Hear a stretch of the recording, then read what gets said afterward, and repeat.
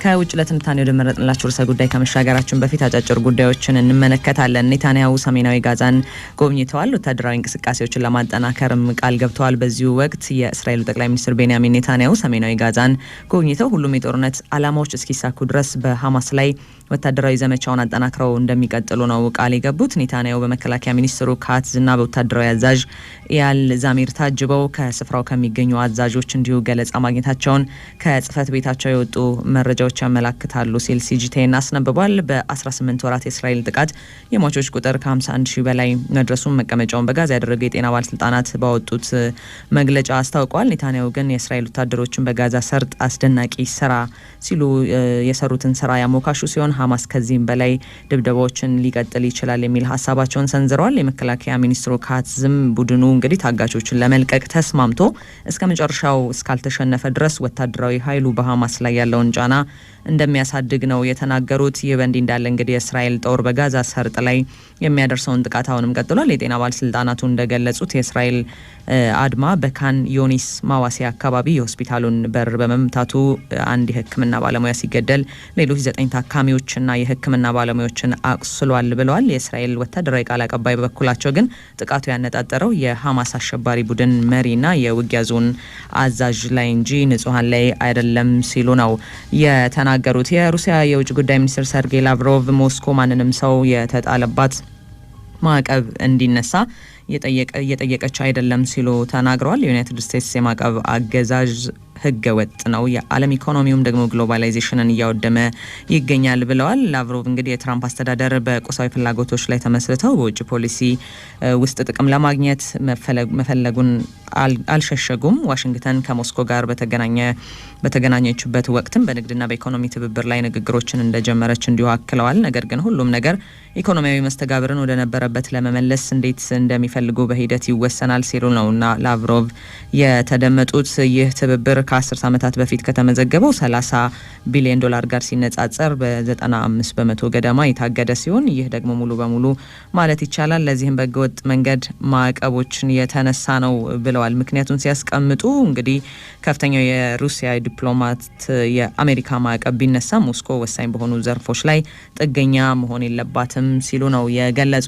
የዩናይትድ ስቴትስ ፕሬዚዳንት ዶናልድ ትራምፕ ከሩሲያ ጋር ጦርነቱ የጀመረው ቮሎዲሚር ዜሌንስኪ ነው ሲሉ ወቅሰዋል። ትራምፕ ይህንን የተናገሩት እንግዲህ በዩክሬን በደረሰ ከፍተኛ የሩሲያ ጥቃት 35 ሰዎች ሲገደሉ ሌሎች 117 ሰዎች ደግሞ ከቆሰሉ በኋላ ነው። የዩክሬን መሪ በዩክሬን ጦርነት በሚሊዮን የሚቆጠሩ ሰዎች ለሞት በመዳረጋቸው ተጠያቂ ናቸው ሲሉ ከሩሲያው ፕሬዚዳንት ቭላዲሚር ፑቲን ጋር ሀሳብ እንደተጋሩ ነው የተናገሩት። በዋይት ሀውስ ውስጥ ለጋዜጠኞች እንደተናገሩት ከአንተ መጠን 20 እጥፍ በሆነ ሰው ላይ ጦርነት አትጀምርም፣ እናም ሰዎች አንዳንድ ሚሳይሎችን ይሰጡኛል ብለው ተስፋ ያደርጋሉ ሲሉ የቀድሞ የአሜሪካ ፕሬዚዳንት ጆ ባይደን ጨምረው በግጭቱ ተጠያቂ አድርገዋል። የትራምፕ አስተያየት እንግዲህ ሩሲያ በዩክሬን በምትገኘው ሱሚ ከተማ እሁድ ዕለት ባደረሰችው ጥቃት ከፍተኛ ቁጣ መቀስቀሱን ተከትሎ የመጣ ሲሆን ይህም በዚህ ዓመት ሩሲያ ሰላማዊ ዜጎች ላይ ፈጸመችውን አሰቃቂ ጥቃት ያካተተ ነው ተብሏል። በቻይና ኢኮኖሚ ባለፉት 3 ወራት ያልተጠበቀ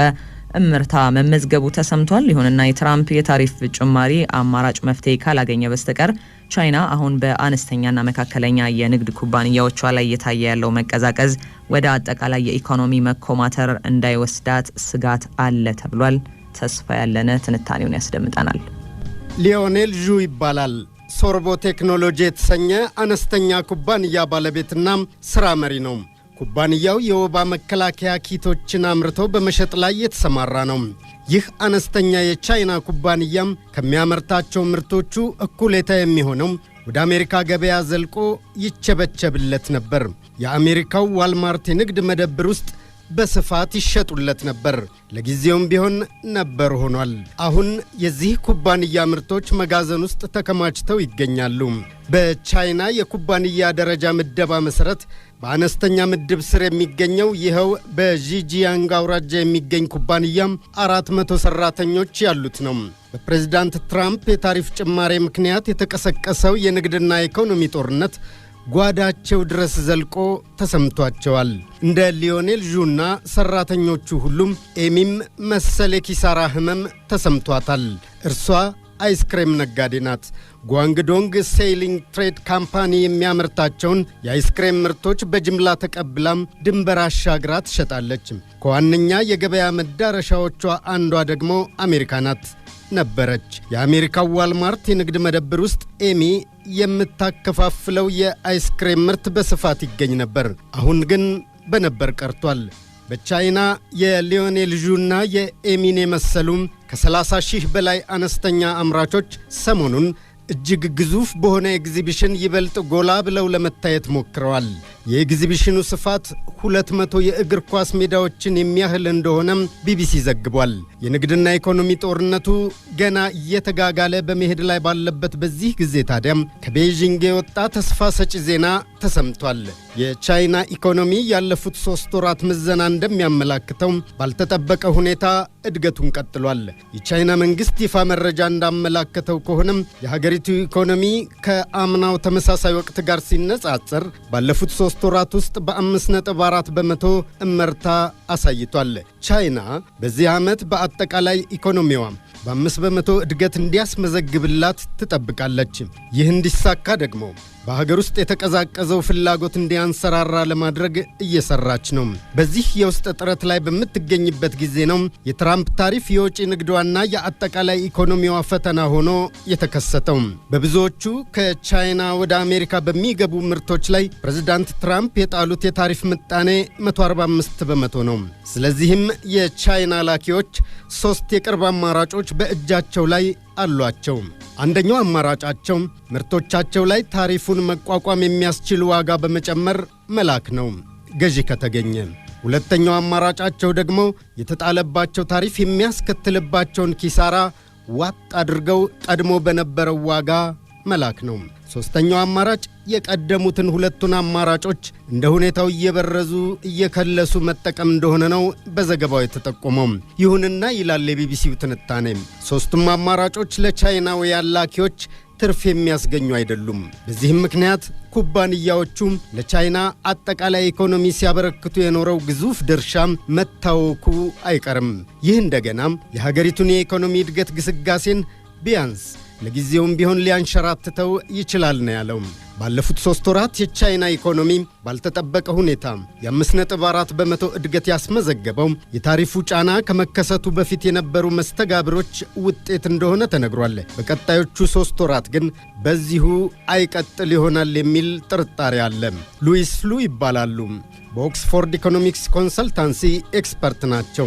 ባለሙያዋ እንደሚሉት የተጣለው ታሪፍ በኢኮኖሚው ላይ የሚያስከትለውን ውጤት ለማየት ግንቦትና ሰኔን መጠበቅ አለብን። ምክንያቱም አሁን ታሪፍ መጣል መጀመሩ ነው። የታሪፉ ሰለባ የሚሆኑ ምርቶችና ሸቀጦች ከዚህ በኋላ ባለው ጊዜ አሜሪካ ወደቦች ደርሰው በአዲሱ ታሪፍ ከተቀረጡ በኋላ የሚሆነውን መጠበቅ አለብን ያሉት ስቴፈን ኤነስ ደግሞ ከዚህም የከፋ ግምት ነው ያላቸው። እኒህ ሰው ኤስፒአይ በተባለ የሀብት አስተዳደር ተቋም ውስጥ ባለሙያ ናቸው። የቻይና ኢኮኖሚ አሉ በቀጣዮቹ 3 ወራት የሀገሪቱ መንግስት ያቀደለትን የ5 በመቶ ግብ አይመታም ባይ ናቸው። እንደውም ተቀልብሶ ከ4 በመቶ በታች ማሽቆልቆሉ አይቀርም ነው ያሉት።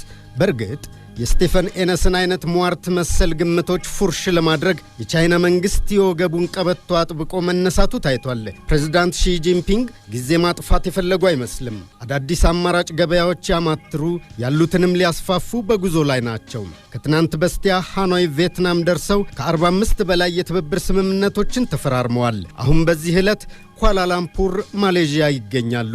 ከዚህ ወዲያም ወደ ካምቦዲያ ጎራ ብለው ለሀገራቸው ኢኮኖሚ የሚበጁ ስምምነቶችን እንደሚያከናውኑ ይጠበቃል።